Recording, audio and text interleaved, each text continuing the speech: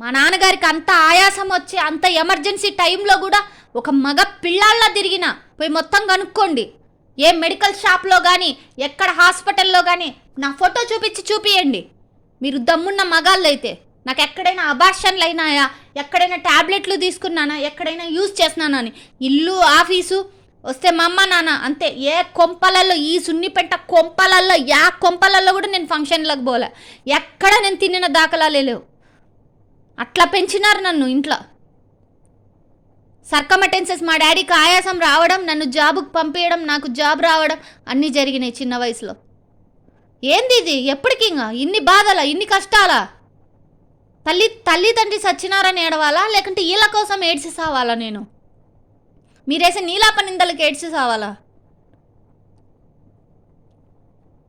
ఆఫీస్లో ఫైట్ చేసేదాన్ని, ఎవడైనా నజీర్ లాంటి గూండాలు రౌడీలు వస్తే ఫైట్ చేసేదాన్ని.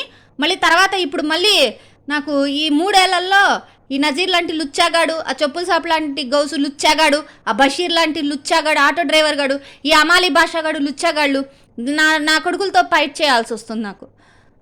ఏంది ఇది?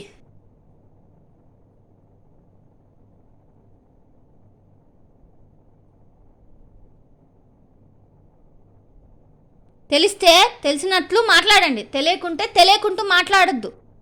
మరి ఆ కొవ్వూరు శివప్రసాద్ గురించి నజీర్ ఏందో పెట్టుకొని ఏం పిక్కుంటావు? ఎఫ్ఐఆర్లు పెట్టుకోండి. డేటా అంతా నా కాడుంది, వాళ్ళ చిట్టా హార్డ్ డిస్క్ ఉంది నా దగ్గర. ఏం పిక్కుంటావు? ఉత్తావు ఎఫ్ఐఆర్లు పెట్టి మడిచి ఏడన్నా పెట్టుకో, మడిచి పెట్టుకో ఏడన్నా.